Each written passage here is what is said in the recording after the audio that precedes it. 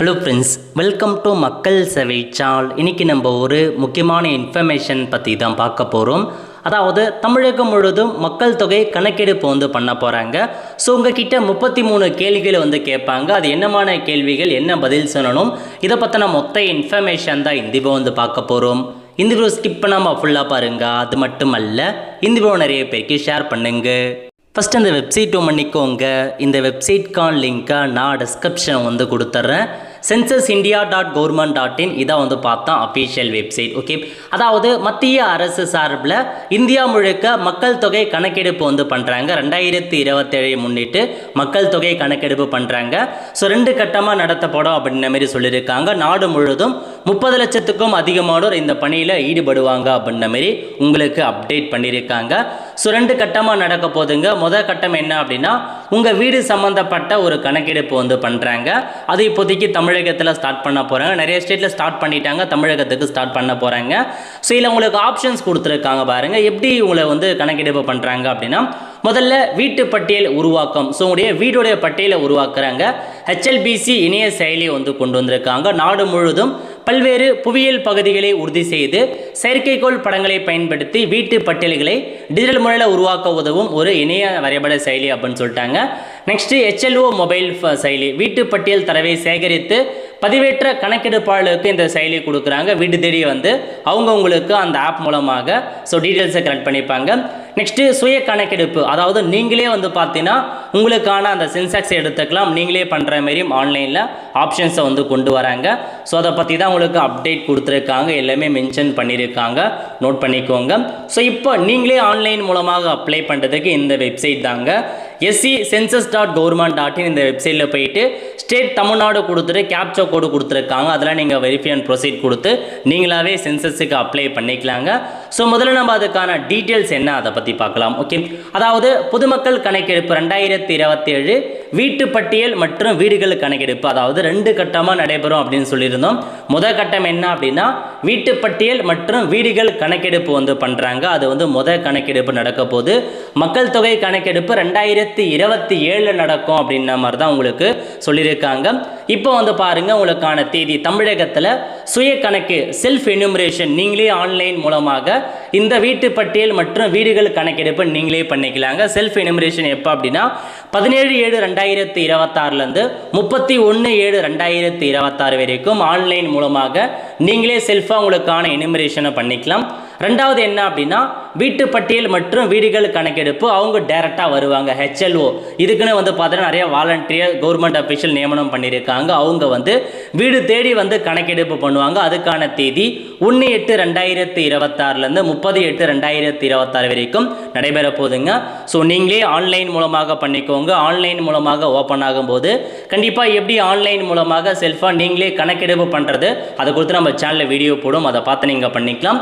நீங்கள் ஆன்லைன் மூலமாக பண்ணாலும் சரி பண்ணலாலும் சரி கண்டிப்பாக உங்கள் வீடு தேடி வருவாங்க. ஏன்னா டாக்குமெண்ட்ஸ்லாம் வெரிஃபிகேஷன் பண்ணுவாங்க. அதனால் கம்பல்சரி வீடு தேடி வருவாங்க. அதனால் நீங்கள் ஆன்லைன்லையும் பண்ணிக்கோங்க. வீடு தேடி வராங்க அப்படின்னா வெரிஃபிகேஷனுக்காக உங்களுக்கு வருவாங்க. ஸோ மொத்தமாக 33 கேள்விகளை கேட்கப்படும் அப்படின்றத சொல்லிட்டாங்க. ஸோ அவங்களும் கேட்பாங்க. ஆன்லைன் மூலமாக நீங்களே பண்ணுறீங்க அப்படின்னா இந்த 33 இன்ஃபர்மேஷனுமே கேட்பாங்க. ஸோ அந்த 33 இன்ஃபர்மேஷன் என்ன அப்படின்னா இதிலே உங்களுக்கு மென்ஷன் பண்ணி கொடுத்துருக்காங்க பாருங்க. ஸோ முதல்ல கட்டிட எண், ஸோ உங்களுடைய பில்டிங் நம்பர் கேட்பாங்க.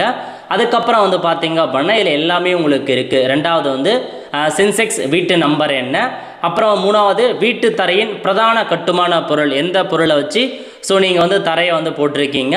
அப்புறம் வீட்டுடைய சுவரின் பிரதான கட்டுமான பொருள் என்ன, வீட்டு கூரையின் பிரதான கட்டுமான பொருள் என்ன, எல்லாமே பேஸ்மெண்ட்டாக இருக்கட்டும் எல்லாமே எதில் வச்சு கட்டியிருக்கீங்க.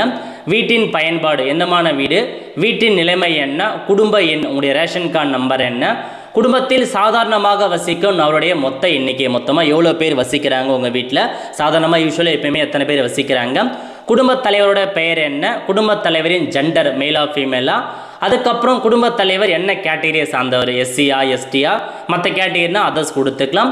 வீட்டின் உரிமை நிலை என்ன, அவங்க வீட்டில் மொத்தமாக எத்தனை அறைகள்லாம் இருக்குது, குடும்பத்தில் எத்தனை பேர் திருமணமாகி இருக்காங்க, குடிநீருக்கான ஆதாரம் என்ன, எப்படி உங்களுக்கு குடிநீர் வசதி வருது, குடிநீர் ஆதாரம் அமைந்துள்ள இடம் உங்களுக்கு எங்கேருந்து அந்த குடிநீர் வசதி இருக்குது அப்படிலாம் கேட்டிருப்பாங்க.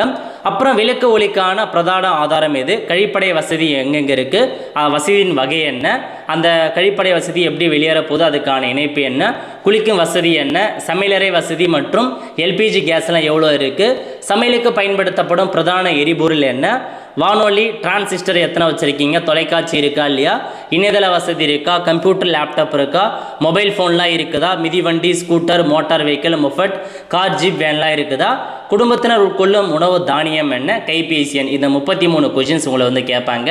நீங்களே ஆன்லைன் மூலமாக செல்ஃபாக எனுமரேஷன் ஃபார்மை ஃபில் பண்ணாலும் சரி அல்லது அவங்களே வந்து கேட்டாலும் சரி இந்த 33 கொஷின்ஸ் கம்பல்சரி உங்களுக்கு வந்து கேட்பாங்க. ரெடியாக இருந்துக்கோங்க. ஆன்லைன் மூலமாக 17ஆம் தேதி ஓப்பன் ஆகுங்க. மொதல் கட்டம் வீட்டு பட்டியல் மற்றும் வீடுகள் கணக்கீடு ஸ்டார்ட் பண்ணுறாங்க. மக்கள் தொகை கணக்கெடுப்பு 2027 அடுத்த வருஷம் தான் மக்கள் தொகை கணக்கெடுப்பு வந்து பண்ணுறாங்க. அதனால் நோட் பண்ணிக்கோங்க. இந்த தேதிக்குள்ள வீடு தேடி வரும் கணக்கெடுப்பாளர்களுக்கு உரிய ஒத்துழைப்பும் கணக்கெடுப்பிற்கு தேவையான விவரங்களை வழங்கியும் உங்களுக்கு வந்து கொடுங்க அப்படின்ன மாரி வந்து சொல்லியிருக்காங்க. வீடு தேடி ஆகஸ்ட் 1 முதல் 31 வரைக்கும் வராங்க. நோட் பண்ணிக்கோங்க. ஸோ என்னமான கொஷின்லாம் கேட்குறாங்க அப்படின்றத மென்ஷன் பண்ணியிருக்காங்க. ஸோ இதில் கொஞ்சம் டீட்டெயில்ஸாக வந்து கொடுத்துருப்பாங்க. எல்லாமே மென்ஷன் பண்ணியிருக்காங்க பாருங்கள். மக்கள் தொகை, இல்லத்தின் நிலை, குடும்ப எல்லாமே ஆல்ரெடி நம்ம வந்து பார்த்தது தான். அதனால் உங்கள் வீடு பற்றி வீட்டில் என்னமான பொருட்கள் இருக்குது, எத்தனை ரூம்கள் இருக்குது, கழிப்பறை வசதி இருக்கா இல்லையா, என்னமான சமையல், எதுக்கு எல்பிஜி என்ன யூஸ் பண்ணுறீங்க, எல்லாத்தையுமே பேசிக் கொஷின் தான் கேட்பாங்க. அதனால் உங்கள் வீட்டை பற்றி தான் முழுக்க இருக்க போதுங்க. அதனால் இப்போதைக்கு முறையாக வீட்டு பட்டியலை கணக்கெடு பண்ணுறாங்க. 2027 மக்கள் தொகை கணக்கெடுப்பு நடக்கும் அப்படின்ற மாரி உங்களுக்கு சொல்லியிருக்காங்க. ஸோ வெப்சைட் இதுதாங்க. இந்த வெப்சைட் மூலமாக தான் நம்மளே வந்து செல்ஃபாக எனுமரேஷன் ஃபார்மை ஃபில் பண்ணுற மாரி இருக்குங்க. கண்டிப்பாக இந்த வெப்சைட் நோட் பண்ணிக்கோங்க. ஸோ ஃப்ளோ சாட் கொடுத்துருக்காங்க. எப்படி இது செயல்படுது அப்படின்னா, ஸோ முதல்ல இந்த வெப்சைட் லிங்க்கில் போயிட்டு ஸ்டேட் கொடுத்துட்டு கேப்சா என்டர் பண்ணிவிட்டு அதுக்கப்புறம் ஹவுஸ் ஹோல்ட் ரெஜிஸ்ட்ரேஷன் பண்ண போகிறோம். அதாவது enter head of the household, அதாவது குடும்பத் தலைவர் பெயரை கொடுத்துட்டு mobile number, mail ID enter பண்ணிட்டு அதுக்கு ஓடிபி வரும் அப்படின்ன மாரி சொல்லியிருக்காங்க. So OTP verification, language and OTP verifications கொடுத்துட்டு ப்ரொவைட் லொக்கேஷன் டீட்டெயில், நாலாவது உங்கள் லொக்கேஷனுக்கான டீட்டெயில்ஸ் கொடுக்க போகிறீங்க. உங்கள் டிஸ்ட்ரிக் என்ன, அப்புறம் வந்து மற்றபடி பின்கோடு என்ன, வில்லேஜ் எல்லாமே கொடுத்துட்டு locate your residential and map, உங்கள் லொக்கேஷனை கரெக்டாக மேப்பில் வந்து ஆக்சஸ் பண்ணுற மாரி இருக்கும். ஏன்னா அப்போ தான் கரெக்டாக அவங்களுக்கு போகும். ஆறாவதாக கம்ப்ளீட் த கொஷினரி, அந்த ஆறாவதாக இருக்க பாருங்கள். அந்த 33 கொஷின்ஸ் கேட்பாங்க. 33 கொஷின்ஸுக்கும் ஆன்சர் பண்ணும். Fill in the house listing and ஹவுசிங்கான சென்சஸ் கொஷின் இருக்குது 33 கொஷின். அந்த 33 கொஷினுக்கும் ஆன்சர் பண்ணிட்டு ப்ரிவியூ அண்ட் ரிவ்யூ கொடுத்தீங்க அப்படின்னா நீங்கள் கொடுத்த ஆன்சருக்கு ஒன்ஸ் ப்ரிவியூ ஆகும்.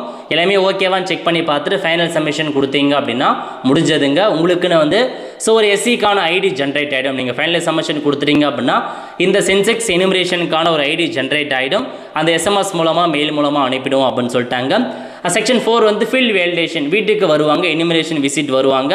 when a census enumerator visit your home, share your SC ID, அந்த உங்களுக்கு ஐடி நம்பரை வந்திருக்கும், அதை ஷேர் பண்ணிட்டீங்க அப்படின்னா அவங்க வந்து பார்த்தீங்க மேட்ச் ஆகுதா அப்படின்ன மாதிரிலாம் பார்ப்பாங்க. மேட்ச் ஆகுதா அப்படின்னா அந்த எல்லா இன்ஃபர்மேஷனுமே கலெக்ட் பண்ணிட்டு போயிடுவோம் அப்படின்ற மாதிரி உங்களுக்கு சொல்லியிருக்காங்க. இதெல்லாம் தாங்க டீட்டெயில். இன்னும் எக்ஸ்பிளனேஷனாக யூசர் கைடில் உங்களுக்கு கொடுத்துருக்காங்க. ஒரு 50 to 20 minutes ஆகும் ஃபுல்லாக முடிக்க அப்படின்றத சொல்லியிருக்காங்க. எல்லா இன்ஃபர்மேஷன்ஸுமே இருக்குது. அதனால் அப்ளை பண்ணுறது, எனுமரேஷன் ஃபார்ம் ஃபில் பண்ணுறது ரொம்ப வந்து சுலபம் தாங்க. அதனால் கரெக்டாக இருந்துக்கோங்க.